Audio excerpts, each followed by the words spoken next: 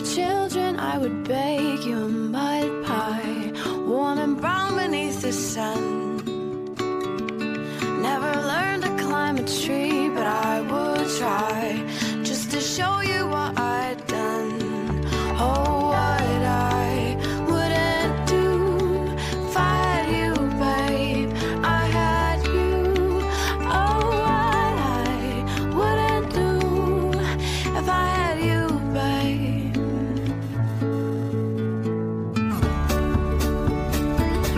If I were old Con su flamante nuevo Ministerio de Ciencia, los científicos de la Vivir, que son Pere Estupiñán y Javier San Pedro. ¿Cómo estáis, compañeros? Muy bien. ¿Tú estás por ahí, Javier?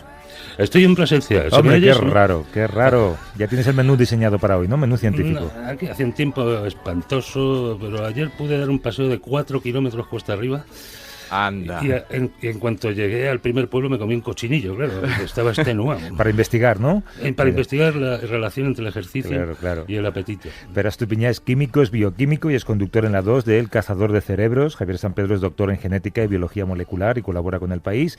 La semana pasada hablábamos de si el nuevo gobierno tendría buenos tiempos para la ciencia y tú resulta que habías publicado además un tuit con una fotografía con Pedro Duque, Sí. sin saber ni él ni tú que el teléfono iba a sonar para uno de los dos. Exacto, fue una La primera entrevista que se hace a un ministro lo ha hecho Pedro. no, fue una gran casualidad. Bueno, es verdad, la semana pasada dijimos, nadie sabía que iba a haber un Ministerio de Ciencia y aquí dijimos que había unos rumores de que se iba a formar, ¿no? Pero lo gracioso es esto, 2 días antes yo estaba, que creo... Todavía tengo la duda de si él lo sabía, pero 2 días antes, el jueves, yo estaba con Pedro Duque en la ESA, que le estaba haciendo como una entrevista, estuvimos como 2 o 3 horas hablando sobre su primer viaje espacial, ¿no? Porque era un texto que estoy escribiendo para un libro y nada, fue muy interesante. Pues, déjame que te cuente una anécdota que me pareció muy graciosa. Porque me explicaba que eso era en el 98, cuando iban a salir con el transbordador desde Florida, hay como un pequeñito autobús que les lleva hasta el transbordador, a todos los astronautas. Sí. Él era el único que era el primer viaje que hacía. Los otros ya habían estado en el espacio, los 7, 8 resto de astronautas habían estado. Entonces, cuando salen del autobús, había un policía y les pide las cartas del boarding pass. ¿En serio? En serio. Y entonces los astronautas empiezan a sacar la tarjeta de embarque. Y él, nervioso, que no tenía la tarjeta del embarque. Le aseguro que pagaos de viaje, decía. Era una novatada. Le Ay, estaban pobre. haciendo la novatada, que fue muy gracioso, todos los astronautas sacando la tarjeta de embarque. Les podían haber hecho quitarse las botas también. Sí, Es verdad, ¿no? Pasar por seguridad. Pero no, me pareció interesante, porque esa visión tan ingeniería estuvimos hablando pero después ya nos íbamos hacia el comedor de la ESA para almorzar él, yo para irme, y empezó a hablar de política científica, porque nosotros no hablamos, ¿no? Y muy crítico con cómo se había estado gestionando la ciencia, por eso yo creo que todavía no sabía que le iban a llamar. Claro, para eso no te lo habría proponerle... dicho si sabe que va a ser ministro. Claro, y de hecho me quedé pensando, bueno, seguro que o sea, yo particularmente me alegro mucho de todo el Consejo de Ministras y de Ministros, cómo se ha formado, pero además del nombramiento de que haya Ministerio de Ciencia y que además esté alguien como Pedro Duque, claro. Hace un rato ha pasado por el programa un tal Pedro, que sabemos que es ministro, pero no sabemos muy bien cuál es, y ha demostrado que tiene sentido del humor. Sí, hombre, lo cual sin duda. En la ciencia también mola. Sí. Bueno, y puede contribuir a poner de moda la ciencia. La repercusión que ha tenido el nombramiento de Pedro Duque es muy ilusionante. Sí, yo soy partidario de darle 100 días, ¿no? Es lo mínimo que se le puede dar a un nuevo ministro. Los científicos con los que he hablado creen que un ministerio de ciencia y universidades, que por primera vez incluye universidades, que antes estaban en educación, es una estructura administrativa complejísima y además nace con un problema, un grave lastre, que es que los presupuestos para este año están ya cerrados por el anterior gobierno, aunque el propio PP ha anunciado autoenmiendas a esos presupuestos, esas modificaciones no afectarán a la cuestión de la ciencia ni a las universidades. Y el mes que viene, en julio, tienen que estar aprobados los techos de gasto para el presupuesto de 2019, del año que viene. En estas condiciones y con un ministerio de una estructura tan compleja, claro, se necesita un equipo con capacidad de gestión política. Y Pedro Duque no tiene esa experiencia, naturalmente.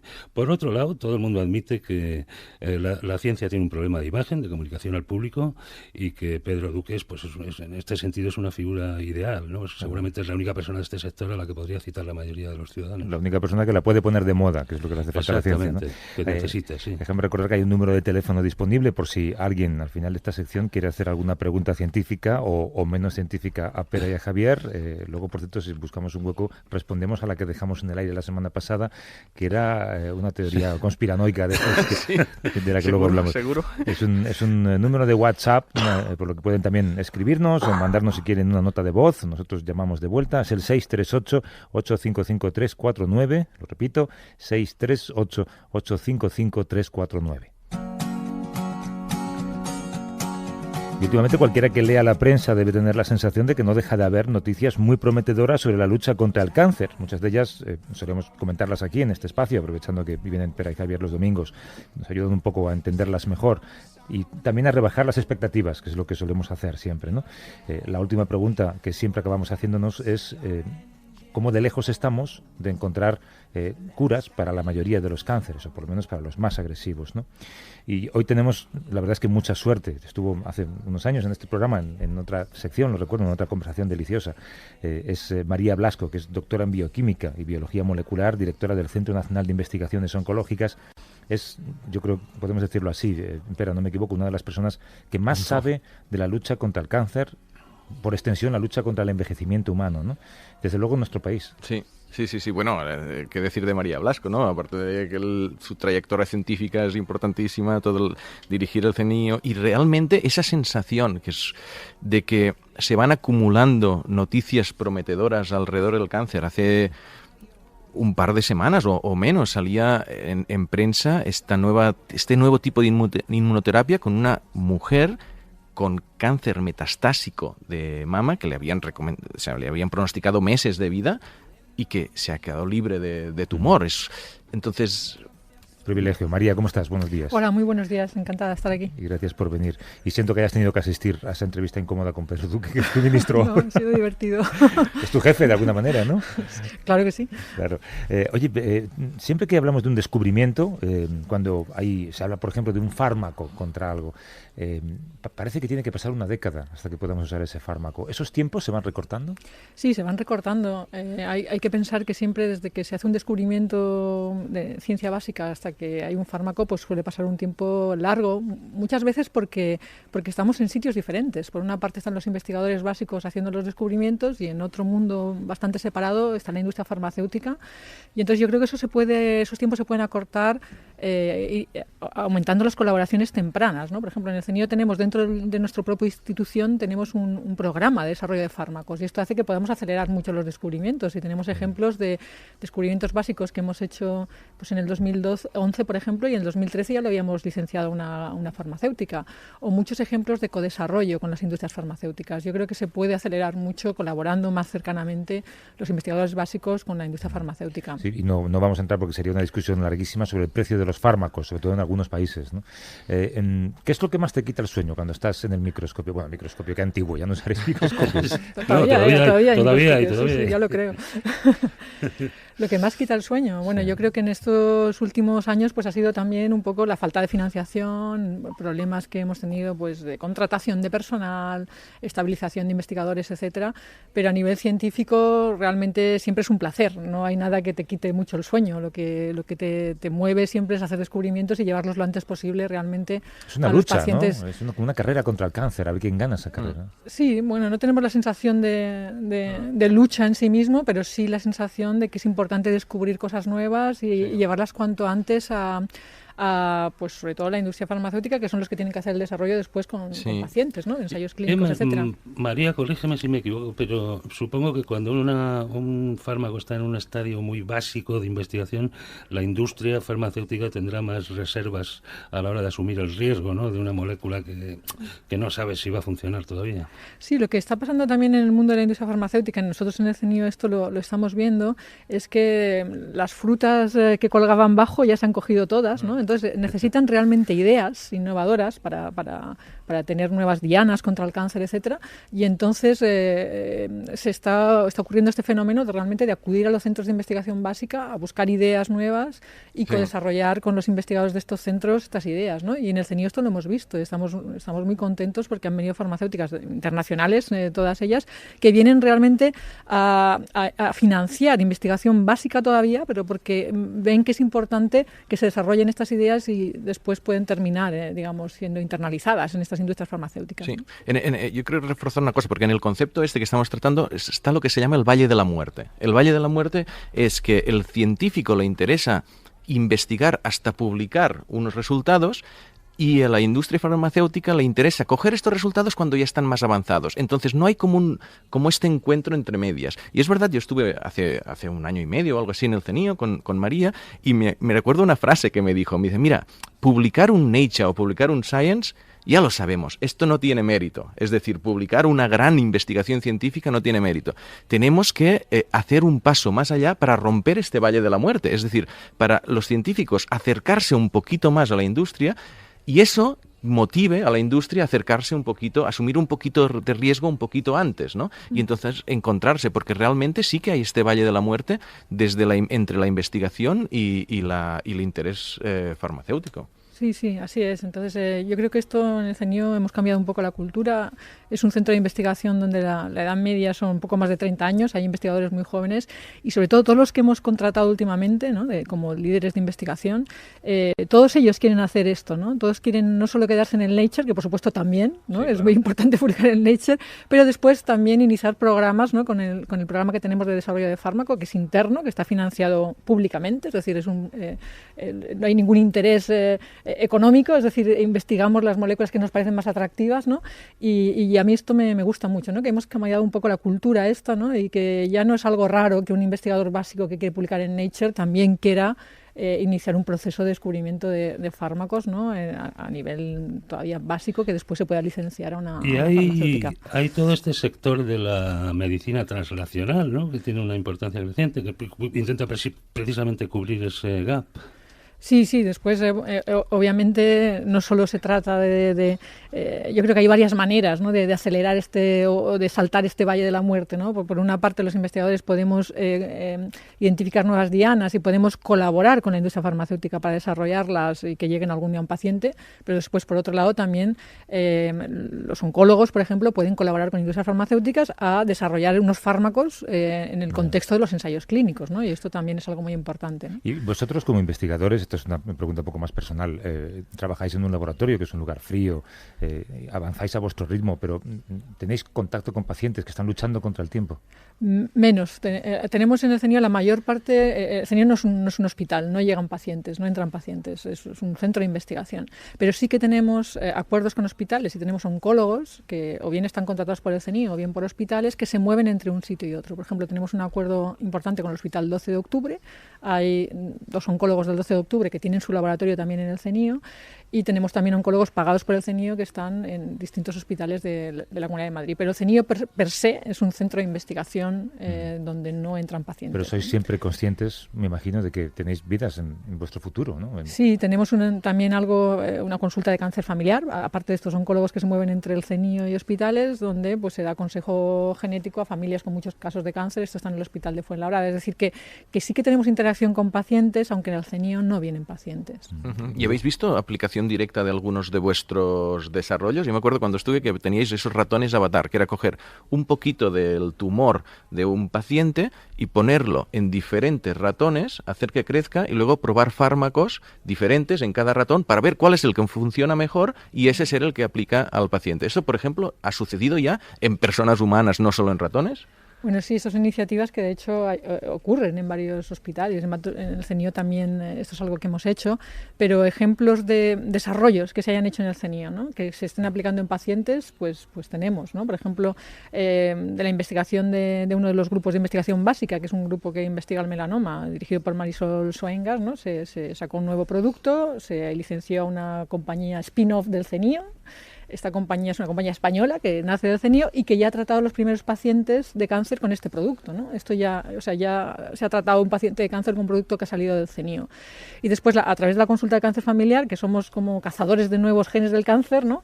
Pues ahí hemos encontrado algunos genes que explican tipos de cáncer familiar y eso se implementa inmediatamente. Inmediatamente pasan a buscarse en estas familias con muchos tipos de cáncer y se puede ayudar a estas familias de manera inmediata. El diagnóstico temprano. Luego está el factor genético, por supuesto, que contra ese es muy difícil de luchar cuando naces, ¿no? Pero también los hábitos. Hay que recordar siempre a la gente la importancia de los hábitos, ¿no? Sí, el ejemplo paradigmático es fumar, ¿no? Por ejemplo, en el caso de las mujeres, que el cáncer de pulmón era un cáncer raro, bastante poco frecuente, desde que las mujeres empiezan a fumar, el cáncer de pulmón pues es casi ya, no sé si la primera, pero sí la segunda causa de muerte seguro por cáncer en las mujeres, ¿no? Y yo creo que esto es un ejemplo de cómo hábitos de vida pueden afectar negativamente. Y es importante que se sepa y que se evite, claro. Hemos hablado en este programa, han hablado ellos en ocasiones de la inmunoterapia. ¿Es tan prometedor como parece? Pues parece ser que sí, que hay un porcentaje, o sea, no el 100% de los pacientes, pero un porcentaje de los pacientes que está alrededor de un 20% que sí que responden a esta inmunoterapia y se han visto pues curaciones de larga duración, ¿no? Incluso de metástasis, ¿no? Incluso de metástasis, como el caso que habéis mencionado antes. Sí. Entonces es un ejemplo también de unas investigaciones que hace 10-15 años pues no eran las investigaciones estrellas dentro del mundo de la investigación oncológica y cómo esto ha sido una revolución. O sea, esto nos quiere decir que cualquier tipo de investigación alrededor de los mecanismos moleculares del cáncer puede convertirse de repente en un paso adelante muy importante, ¿no? De ahí la importancia de investigar, ¿no? en cosas, aunque no sean las que en ese momento están más candentes, ¿no? Y en cualquier caso no va a haber una penicilina del doctor Fleming contra el cáncer, ¿no? Decimos siempre que la mitad de los cánceres ya se curan y contra la otra mitad no va a surgir un fármaco maravilloso ni una inmunoterapia perfecta que resuelva a todos los demás, ¿no? Hay que ir paso a paso, casi paciente a paciente, ¿no? Sí, bueno, lo de paciente a paciente, pues ahí entra lo del tratamiento personalizado, que tiene que ver con los avatares que tú decías antes, es decir, buscar para cada paciente la mejor estrategia terapéutica, ¿no? Pero efectivamente, un punto importante en el cáncer de cuándo es curable o no es curable es detectarlo a tiempo también, es decir, hay el proceso conocido como metástasis, que es cuando ya las células del tumor inicial digamos que invaden otros tejidos, y ahí es cuando el cáncer es complicado de tratar. Ahí hay un gran vacío terapéutico y de hecho es uno de los temas por los que también apostamos, por estudiar en más detalle la metástasis, porque sigue siendo la causa de muerte y ahí, como digo, hay un vacío terapéutico importante a pesar de estos resultados positivos, ¿no? Que se han mencionado antes, ¿no? Con inmunoterapia. Y en lo de detectar a tiempo, porque hay otra herramienta, no sé si trabajáis vosotros en inteligencia artificial, pero ha habido una noticia en las últimas semanas muy paradigmática también. Un software de inteligencia artificial ha detectado mejor los melanomas, los cánceres de piel, que un grupo de médicos. Esto es muy significativo. Es decir, tú haces fotos de un melanoma, se la enseñas a 100 médicos y 86 te lo detectan. En cambio, el software, bueno, lo he explicado un poco mal, pero el índice de acierto era el 90 y pico % con inteligencia artificial y el 86% con doctores. Es decir, hablamos en otras áreas de la ciencia que la inteligencia artificial y del mundo en general va a ser revolucionaria. ¿En temas de cáncer también? Bueno, yo creo que has puesto el ejemplo de melanoma. Son aplicaciones que tú te puedes descargar en el móvil. De hecho, yo las tengo descargadas y las he utilizado. Es decir, que tú puedes hacer una foto de un lunar que tienes y esto lo van a comparar con fotos de lunares malignos y benignos y te va a decir un riesgo, ¿no? Yo creo que es algo que, por supuesto, puede ayudar, ¿no? Incluso sabiendo el aspecto de la cara de una persona, incluso hay trabajos científicos que te aproximan el riesgo de enfermedades que pueda tener, la edad biológica, es decir, que las técnicas de análisis de imagen seguramente van a aportar mucho, ¿no? En el diagnóstico. Sabes, María, que decía que siempre guardamos un momento para llamadas al final, como siempre se nos ha ido el tiempo, pero mira, hay una llamada, hay muchas, pero y todas quieren hablar contigo, así que vamos a solamente saludar a una persona que es Carmen de Sitges. ¿Cómo estás, Carmen? Buenos días. Hola, ¿qué tal, Javier? Buenos días. Si tienes una pregunta rapidísima, adelante, Carmen. Sí, muy rápida. A ver, persona con muchas metástasis a partir de un cáncer de mama, sometida a radioterapias, quimioterapias, y ya en un estado muy avanzado, el tema de la inmunoterapia. En esos casos, ¿puede funcionar o solamente cuando el cáncer está antes de la metástasis o cuando está recién diagnosticado? Gracias. Es un caso que tenemos. Gracias, Carmen. Vale, gracias. Y mucha suerte. Un beso. Hasta luego. Bueno, yo creo que se ha mencionado antes un caso que fue sí. noticia hace un par de semanas de una persona también precisamente con cáncer de mama, creo recordar, con metástasis, Sí. y yo creo que sí, lo que tiene que hacer es consultar con su oncólogo y ver si hay algún ensayo clínico que esté ahora mismo abierto y que pueda participar en este ensayo clínico. Todo esto va a través de los ensayos clínicos y ahí son los oncólogos quienes tienen que recomendar si encaja o no la paciente en el ensayo clínico. Cada cáncer es un mundo, es alguien que dijo una vez en este programa, un científico. ¿Cuál es la noticia que más te gustaría escuchar en el ámbito de la investigación contra el cáncer si mañana por la mañana de repente quisieras oír un titular esperanzador? Bueno, pues Porque claro, nosotros todos diríamos genéricamente pues que el cáncer se cura, pero tú seguramente Bueno, dirías a pues mí que la molécula tal... Sí, me encantaría. Ahora estamos empezando a conocer los mecanismos de por qué las células invaden otros tejidos, ¿no? Y producen la metástasis. Me encantaría escuchar que hubiera un nuevo fármaco revolucionario, tecnología revolucionaria que pudiera bloquear el proceso de metástasis. Eso me parecería fantástico. Bueno, mañana tienen una noticia en el CENIO, pero está embargada hasta mañana. Ay, no podemos darla. Algo de cáncer de cerebro, ¿no? Sí, precisamente No, metástasis. pues lo que está embargado no se puede comentar. Exacto. Off the record. María Blasco, que es doctora en bioquímica y biología molecular, directora del CENIO, el Centro Nacional de Investigaciones Oncológicas, y alguien a quien su trabajo, pues debemos agradecer el hecho de que salva vidas. María, gracias por venir. Un beso. Un placer. Y a vosotros. Espera, Javier. Gracias. Adiós. Hasta luego. Un abrazo.